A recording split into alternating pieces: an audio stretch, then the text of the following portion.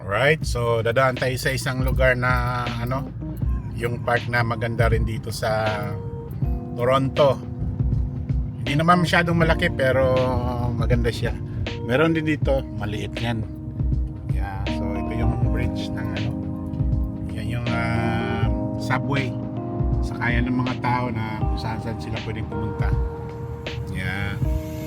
So, ayan.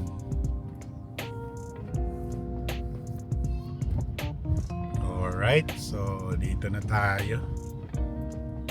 Yeah, so yan yung Tennyson guys, Mandaron. So ito yung tawag nito, Beaumont Park. Yan. Yeah, so mag-ikot-ikot tayo dito. Tingnan natin kung ano yung mga activities ng ginagawa yung mga ibang tao rito. Right, good morning. So dito tayo sa isang park na magandang park to. Malapit dito sa amin, pero ito ay medyo mas malaki. Yeah, kasi maraming mga activities dito na inaganap, like yung may tennis dito, may nagsa-soccer, tsaka softball, then nagpa-party. So marami dito guys. So ikutin natin to, tingnan natin. So ikot natin yung camera. Yeah. So ayan, para makita nyo naman. Yan. So marami kayong nakikita ngayon yung mga nagdadala ng aso, may naglilinis, yung na taga-gobyerno yan, mga employees, yung mga nagbi-maintain dito. Yan. So maganda makapasok nga dyan sa trabaho na yan eh. Ang ganda ng mga benefits niyan, tsaka yung per hora niyan. So I think mga more than $30 an hour to 40, depende sa posisyon mo, tsaka tagal siguro sa trabaho nila. Yeah, so dito tayo, lakad-lakad tayo.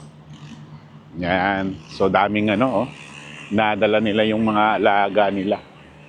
Mga ibang lahi mahilig sa mga pet, like yung aso, pusa.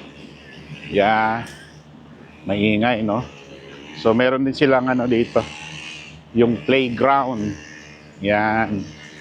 So pag weekends dito, daming mga bata rito. Punong-puno. Dahil maganda nga yung lugar dito. Yeah. So ayan guys, ito yung field nila. Ayun, yung mga nagdadala ng aso, dami nila, no? So yan, hanggang doon yan. So kabila niyan, na yan, yung mga community. Yeah, so minsan dito rin kami nagpa-party, yung mga taga-amin. So ang alam ko, ang hindi lang pwede rito yung mga magpausok kayo. Yung mga mag-barbecue, then ganun din yung hindi pwede mag-inom kasi hindi pwedeng magdamagan dito. Yeah. So ayan. Yung playground nila, merong parang arena sa loob, no? So dito yung mga nagsa-soccer, softball, minsan volleyball. Ang gandang place dito. Yan, yung may mga building kasi yung sa kabila niyan, yung daanan ng mga sasakyan na. Yeah. So balik tayo dito sa buti natin yung doon. Meron doon guys, yung meron doon tennis court. So dami ring pumupunta doon yung mga mahilig mag-tennis. Yeah, tingnan natin. Maganda rito, merong sa gitna ng sa gilid yung basurahan. Talagang well-maintained din dito. Yeah.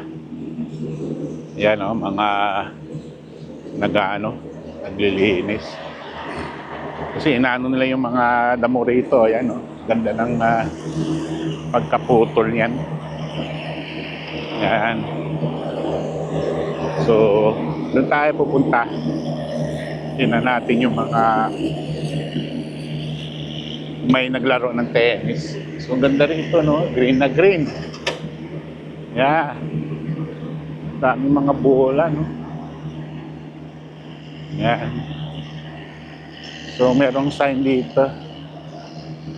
Yung aso, kailangan lagyan ng tali. Tapos yung pag dumumi, kunin nyo. Hindi pwede yung pakalat-kalat lang. Ganun dito, guys. Yeah. Yeah, may naglalaro ng tennis. Oh. Yan. Ganda, no? Pwede rin mag-bike dito. Yan, nakaano yung nakatakip yung ano. So, yun yung mga naglaro ng tennis. Yan. Ewan ko bakit tinakpan. So, meron ding anuhan ng mga bike to. Station. Kung nakikita nyo kung saan yung mga bike. Kung saan nyo naabutan na... Kasi ito, magre-rent lang kayo. Kung saan kayo naabutan na merong station, pwede nyong isole. Yeah. So, yan yung mga bike na... Ito, nakuha na eh. Yeah. Yan, no? $1. Hindi ko pa nasubukan kung paano mag-rent na yan. Meron kaming sarili kasing bike. Yeah, so dito, pag meron kayo nakitang ganyan, kasi kahit saan tong ano na to eh, yung station ng bike, tawag ko dyan dahil kung nag-rent kayo sa ibang lugar, pwede nyo isoli pag nakita nyo ganyan. Kasi isa lang na to eh, government to eh. Yeah, so ito nga oh.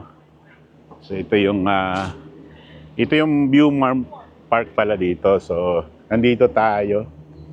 Yan. Ito yung Glen Park. Ito yung park, guys. Then ito yung sa Viewmount na merong overpass. Yung sa labas yung mga community na yan, yung mga kabahayan. Yeah, so yan yung mga naglaro ng mga tennis. Dami ring naglalaro, no. Yan, no. Meron nag-instructor, nagtuturo. Yeah. So maganda rin yung place dito. Yan, daming bola. Yeah. So yung balik tayo sa ano, doon sa sasakyan ko. Ang ganda talaga ng lugar dito. Inis, no? Yan.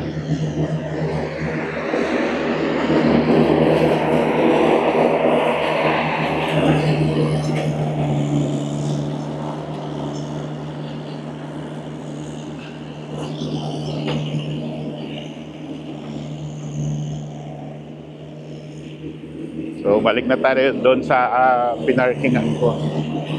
Dahil sumaglit lang ako dito na magandang videohan dahil maganda naman talaga yung place na. Yeah.